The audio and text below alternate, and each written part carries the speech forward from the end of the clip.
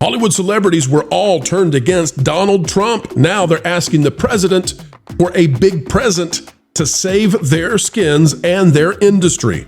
Today, we'll tell you whether or not it's likely the movie stars will get a win from Orange Man Bad, as they claim artificial intelligence makes them very sad, and they want changes, regulations, and salvation for the showbiz in need.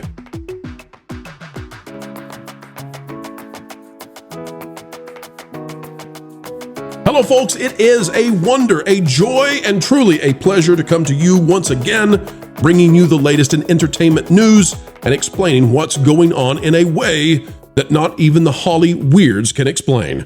Folks, as we get ready to get started, consider clicking the like button. It is time to give you a lesson on par with a PhD course in what's happening, of course, with the movie stars. Let's get started right now. It's out of Variety, and it's a big story. Ben Stiller, Mark Ruffalo, boy, these guys love Trump, and more than 400 Hollywood names urge the Donald to not let AI companies exploit copyrighted works. This is a huge story. I cannot tell you how big this is. We're going to explain it, and it is indeed insane that Ben Stiller and Mark Ruffalo, who are no fans of Trump, suddenly have come crawling, slobbering and begging him to save the day. This is by Todd Spangler. Again, folks, I cannot explain with justice how big this is, but I'll try. More than 400 Hollywood creative leaders signed an open letter to the Trump White House's Office of Science and Technology Policy, urging the administration to not roll back copyright protections at the behest of AI companies. The filmmakers, writers, actors, musicians, and others, which included Ben Stiller, Mark Ruffalo, Cynthia Erivo, Kate Blanchett, Court Jefferson, Paul McCartney, Ron Howard, and Taika Waititi, were submitting comments for the Trump administration's U.S. AI Action Plan. The letter specifically was penned in response to recent submissions to the Office of Science and Technology Policy from OpenAI and Google, which asserted that U.S. copyright law allows, or should allow, AI companies to train their system on copyrighted works without obtaining permission from rights holders. Quote, "We firmly believe that America's global AI leadership must not come at the expense of our essential creative industries. The letter claims that AI companies are asking to undermine this economic and cultural strength by weakenifying copyright protections for the films, television series, artworks, writing, music, and voices used to train AI models at the core of a multi-billion-dollar corporate valuation." Here's the real story, folks. They didn't get along with Trump. They've treated Trump terribly. Now they're begging Trump to save their hides and their industry. AI very soon will be able to make full-blown Hollywood movies. I know that.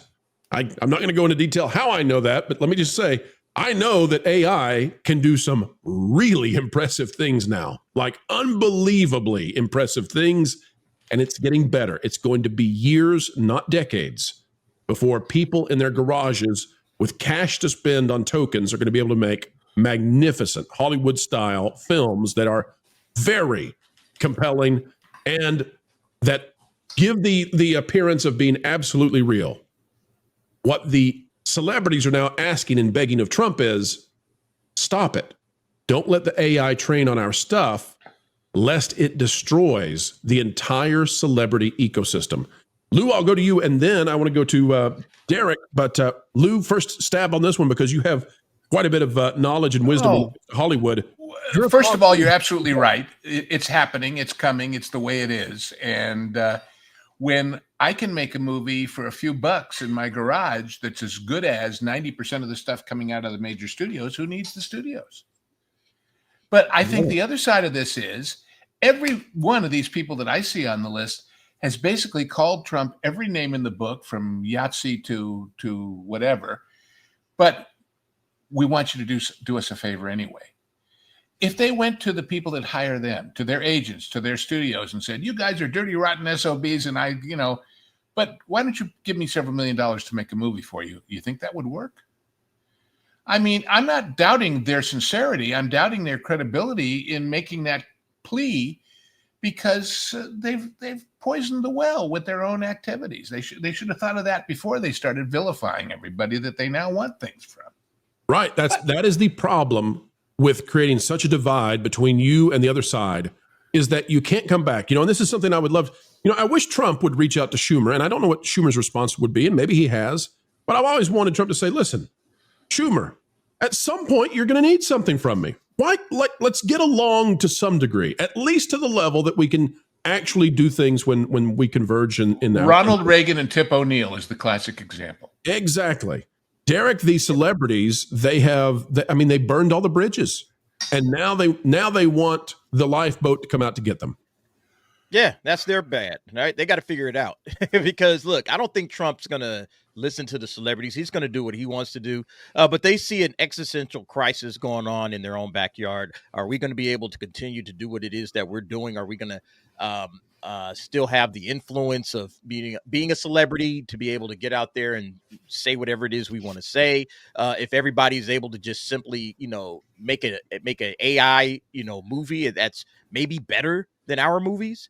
That's the problem, is that, Hollywood has fallen off so hard that creatives can't outdo AI. Like they should be able to, creatives should be better than the AI. They shouldn't have to worry about, Trump, do whatever you're going to do because people are still going to love us even more than the AI version of us. But they don't have any confidence in that. That's the reason why they need him to intervene and kind of put a stopper on the technology. Stop the technology from taking my job because I'm doing a terrible job at my job. So I think that's one of the major issues. That's what I read out of this, that they're nervous and scared over the fact that we've done such a bad job and Hollywood is falling apart. We see the box office every week. We see what's going on.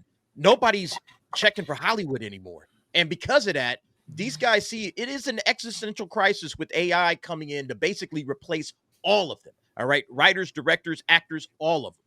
And I don't really think, honestly, that AI will ever do the same job as a real creative, a flesh and blood human being.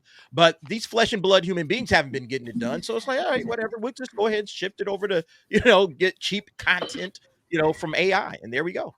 Well, see, and there's one of my favorite old jokes about the most important part of the car is the nut that holds the wheel. What Pro and I are saying is they can make something that looks so real you'd think it's real. Yeah. That doesn't mean it's a story worth watching or characters worth caring about. Yeah, and the perfect example is the Snow White thing, right? Yeah. Everybody told Walt nobody's going to have any emotion for these animated things. Surprise, people cried, and not just kids, grown-ups. That was the point.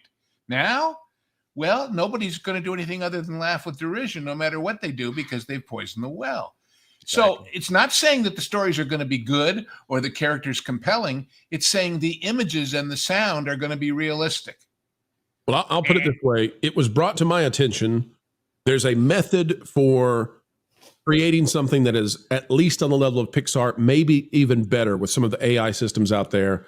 I've been playing with it. I think it's real, and I think it's going to completely change animation.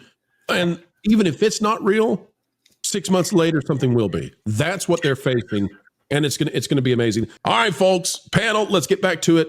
What say you when it comes to the Hollywood elites groveling now at the feet of the Trump administration, trying to get their industry saved? Well, if they're going to do it, I want to say, have they tried putting a Zoom call together, like with maybe a bunch of old Avengers actors that aren't really doing the movies anymore, and maybe send the Zoom call over to, they could create a catchphrase like "down with AIocracy" or something like that. Oh my gosh. They're so effective, Ron. You're right. They're so effective at this sort of thing. Good grief. I'd forget all about that. Oh my gosh. It's so bad. It was weird. Weird. They the fact that, it's they forget. They just forget who the real, leadership in this country. You know why they forgot though? Let's be honest. The last person who was in that position didn't know what was being signed by an automatic pen when it wasn't. In other words, they didn't have to worry about any of that kind of stuff before, because they could probably find out who they needed to talk to and actually talk to that person directly, because we didn't really have a leader that was very active. Now they actually have somebody that they have to push something by, and it's a little bit more challenging. They're not used to groveling, and they have to grovel now, and this is where they're at, and it's I hope, you know what? Maybe they'll come around. Let's see what happens.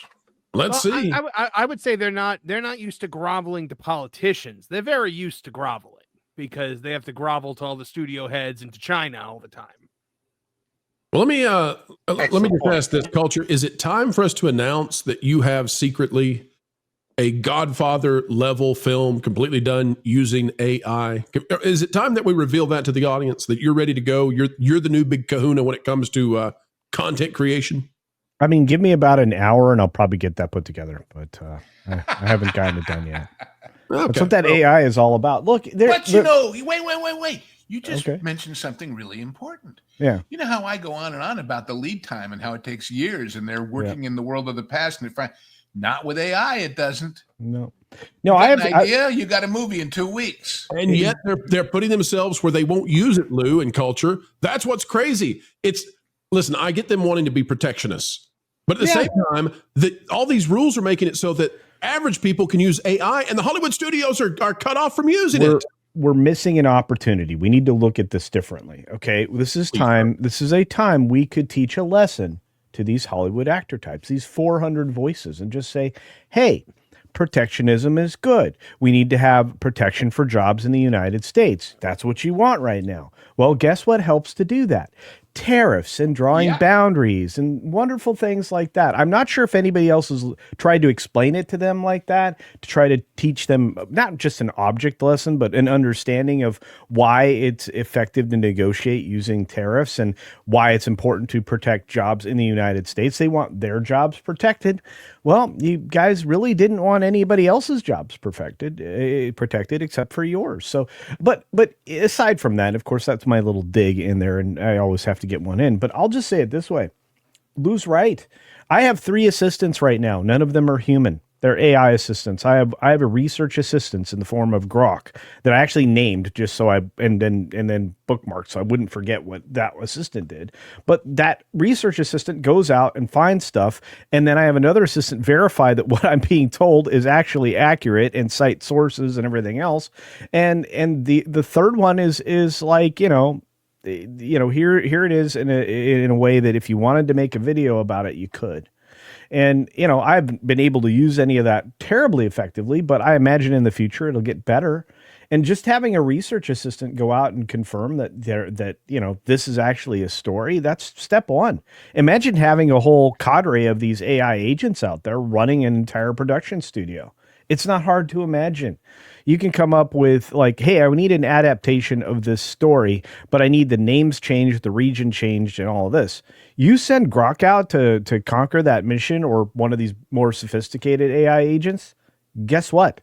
You're going to have that. You'll have a story outline in the form of a treatment, and then you can work from there to craft that story further and further and further along. So a couple of weeks, not hard to believe. I'll tell you this. Folks, when you click on a pro video, you'll notice that in the top left corner, it will pull up a thing that says altered or synthetic content. Yep. And the question is, why does it show that on this channel and not on many others?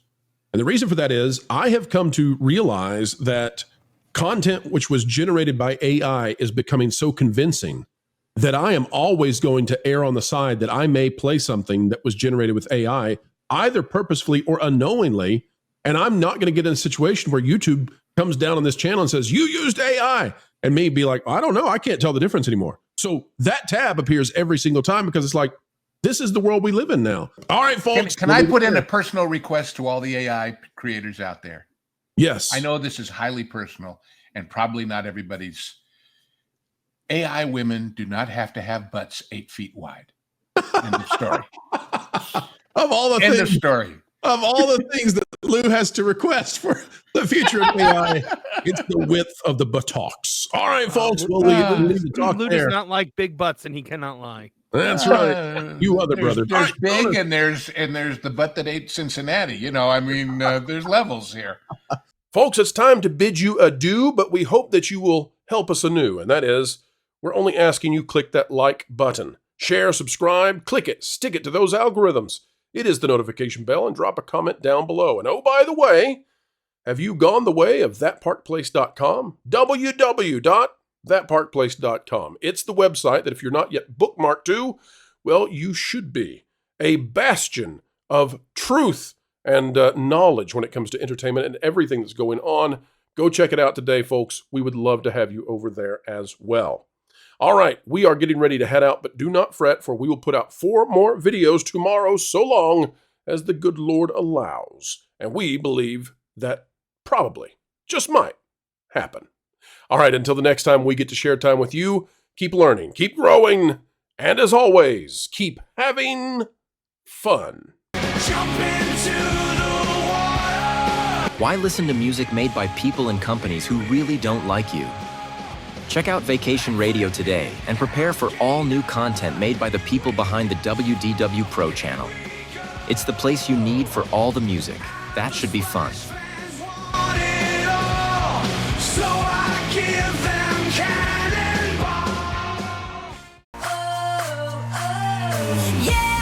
Hundreds of songs, every genre you can imagine. Listen live on YouTube and enjoy a set list that's always sunny. It's Vacation Radio.